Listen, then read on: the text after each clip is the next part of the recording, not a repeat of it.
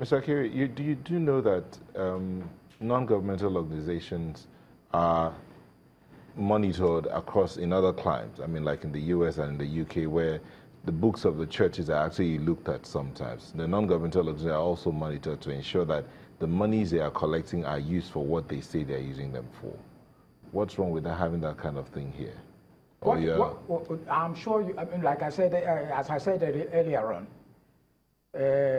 all these non-governmental organizations, they are organizations, and therefore they have departments for monitoring, looking at areas, you know, any money that is coming to them or their money which they eat up by themselves, how such monies are spent. If they are not spent in the proper directions, now it is the total organization, the boards of directors will now come in and straighten things up. Why was this money spent this way? How was this money spent? How much was spent? Why should it be so much money on this particular issue? These organizations are organizations, corporate bodies, and therefore they have the relevant departments to probe into all these things. I give you an example. The Médecins Sans Frontières, the Doctors Without Frontiers. I'm sure you know they are a non-governmental organization. Now, wouldn't you be surprised that if one day the French government will say, we are establishing a commission and a board, a 17-man commission that will now probe into your accounts, when that money is not coming from the French coffers? If they have nothing to hide, should they bother? Why should the government come in? And would they be doing could they be doing what they are doing if the French government insists on that? Every non-governmental organization should be free to do what it's like, subject to the rules at registration. Let's get Mark Bain on this. Go ahead.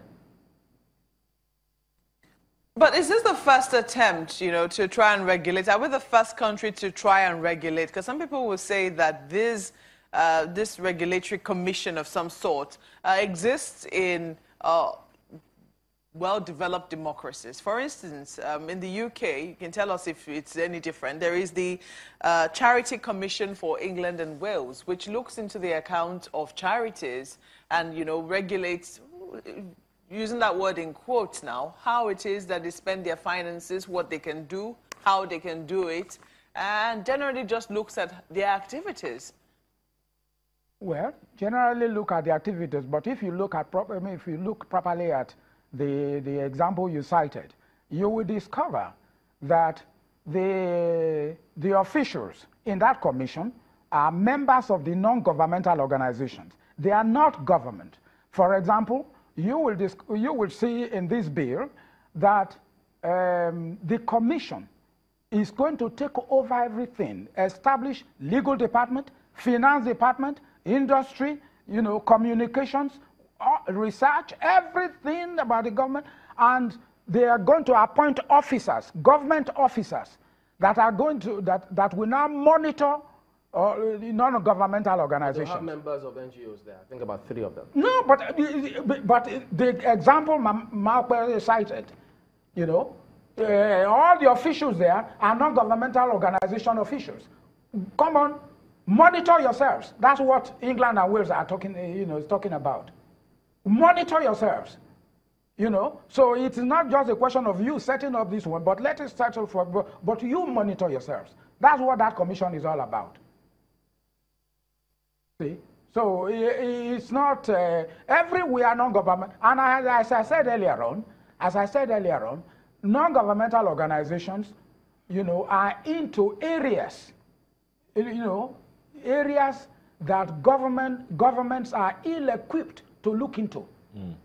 Established schools, you know. Okay.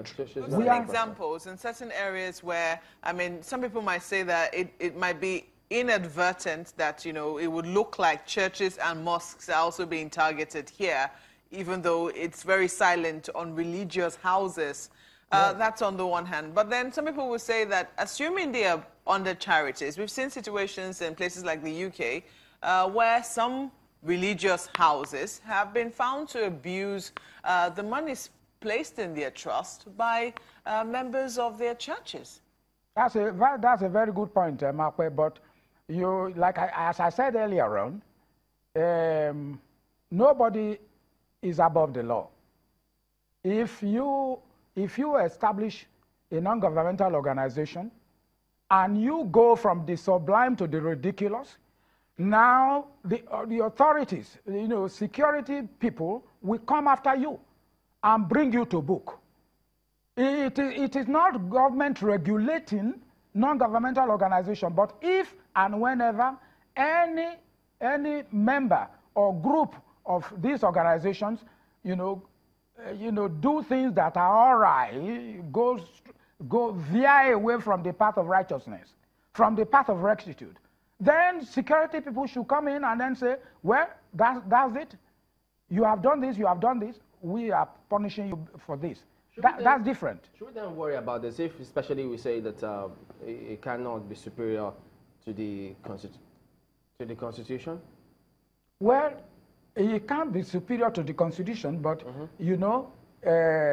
if anything is established in accordance with the provisions of the Constitution, and it treads on that path, not veering away from the path set out by the Constitution, then you must allow it to be.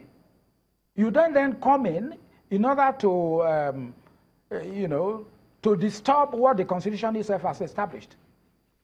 All right. That's the problem. We'll get to hear other perspectives on this matter to see why they're coming up with this bill. But we thank you for coming on this morning, Mr. Chris Akiri, a legal practitioner.